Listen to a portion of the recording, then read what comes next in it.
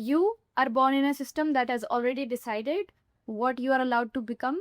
And the most dangerous part is not that the system exists in itself, it is that the most people do not even realize that they have agreed to it. Now, before you had your first opinion, before you even understood what identity meant, you were assigned your gender, your background, your caste, your place in the society, and along with that came the quite unspoken contract about how far you're supposed to go. And let's not pretend that it is all imaginary. It is not. There is bias, there is inequality, there are structures that favor some and restrict the others. Women are still judged in the ways men are not. Caste is still something that influences opportunities in India, whether people like to admit it or not. There is capitalism, and depending upon where you were born, your starting line in life can look very different from somebody else's. So, no, it is not one of those delusional, everything is equal, just think positive conversation. That's not what is happening here. But here's this part where most people don't question deeply enough. If this whole system is so powerful and so deeply rooted and so unfair in so many ways, then why is it that some people still manage to rise above and beyond it? Why is it that you will still find exceptions that completely broke the system? Take Michael Jackson, for example, a black man born in a time where racial bias was not even subtle, it was aggressive and visible. And yet, he did not just do well, he became one of the most globally dominant artists in the history. Now, does that mean racism did not exist? Does that mean he did not face racism personally? Obviously not. It just means that his identity was not ultimately dictated by it. Or take Marie Curie, for example, a woman working in a time when science was overwhelmingly male dominated, with limited access to formal education and formal opportunities for women. And yet, given all this, she did not just participate in the field, she literally reshaped everything, becoming the first person, not the first woman, the first person to win two Nobel Prizes and setting the standards the system itself had never planned for her to reach. So clearly, something is at play here. Because if this system of inequality was so absolute, exceptions wouldn't exist. And no, this is definitely not about dismissing the struggles and suffering people go through because of what they have been handled in life. That would be shallow and honestly disrespectful. The system can make things harder, slower, exhausting. But what it cannot do is, unless you unknowingly allow it, is that it cannot fully define the ceiling of your life. Because that part is internal. Most people don't like hearing this now is because it removes the comfort of blame. It is so easy to say that this is the system, this is how it is, nothing can be done, and then live life within those boundaries. And to be fair, the system does win in certain areas at certain times, but people who eventually rise are not the ones who denied the system. They are the ones who refused to internalize that system. And that is where all the difference is. You can be in a system without becoming the product of that system. Please listen to me again. You can be in a system without becoming the product of that system. But what most people do instead is that they absorb it so deeply that they think that the voice of the system has become their own. They start thinking in terms of limitations before even trying anything. They shrink themselves preemptively. They don't apply, they don't speak, they don't even attempt. Not always because they physically cannot, but because mentally they have accepted that the role that they are handed is the absolute truth. It's almost like the system does not even need to control you. After a certain point, you start doing the job for them. I mean, it's very efficient if you think about it.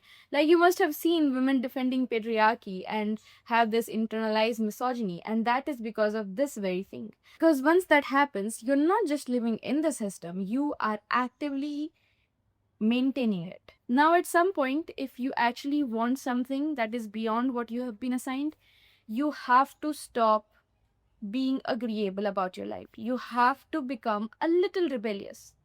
Like, you have to declare this thing verbally that this is not where I stop. Because if you don't define yourself first, then something else will. The world will define you for yourself. And trust me, it will not aim for your good. It will not aim high on your behalf. You will be told what is realistic, what is appropriate, what is too much, and it will all sound very logical, very reasonable, very socially acceptable, because that's how limitation survives. It does not sound like oppression most of the times. It sounds like advice from your friends, from your community, from your loved ones, and they're not wrong either, right? Because frankly, they cannot see what you can see yourself as. So for them, they're just looking out for you. And if you never question it, you will slowly build a life that looks very normal from the outside. But it will feel like suffocation from within. Like you're living in a version of yourself that was edited to fit. It's like living in a prison with invisible bars. Now, does that mean that you can immediately break the system? No, that's not practical. Sometimes you have to work with it, use its structure, and play to some extent with it. But working with it does not mean that you belong in it. It does not mean that you serve it. It does not mean that you let it define your identity. You can play the game without becoming the game. And this is where understanding deeper principles start to matter. Across different philosophies and texts, this idea keeps repeating on itself. In Dhammapat, there is this idea that the mind shapes your reality. Your internal state is not separate from your external life. Your internal is the cause, your external is the effect, which means that if internally you are aligned within limitation, you will unconsciously act in ways that reinforce it. If internally you start aligning with expansion, even while being in the system, your behavior, your decisions, your presence, your persistence, they will all start to shift. And over time, that creates a different outcome altogether. That's how people rise above the system, not because the system magically disappears for them, but because they stop treating it as the final authority for who they're allowed to become. And yes, sometimes that requires friction. Sometimes it requires you going against the expectations of people. You will have to disappoint people. You will have to step out of the roles that you were comfortable in.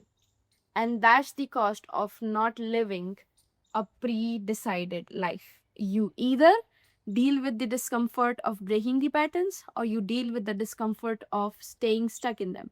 One is loud and temporary, one is silent and lifelong. So now the real question is not that whether if the system exists or not, because frankly, it does. The real question is, are you going to let it define you, your life, or are you going to exist within it while constantly and sometimes rebelliously expanding yourself beyond it? And after understanding all this, the obvious question is, how do you actually do this? Because it sounds thrilling in theory that don't let the system define you. But when you're actually and actively living inside it every single day, facing real consequence, real judgments and limitations, then how do you actually rise above it? So now we are going to discuss that. Now, first things first, you have to unconsciously stop agreeing to the identity that you have been assigned. Now, most people do not realize that the system does not exist somewhere outside of them. It legit exists within you, inside of you, through your thoughts, through your thinking.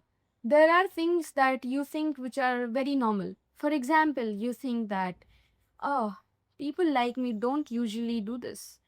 Or given my background, this might be a bit too far. Or you will think, let me be realistic about it. Or if I am a woman, I can't be this ambitious. It sounds mature, it sounds rounded, but at times it's just internalized limitation. And that is the first step.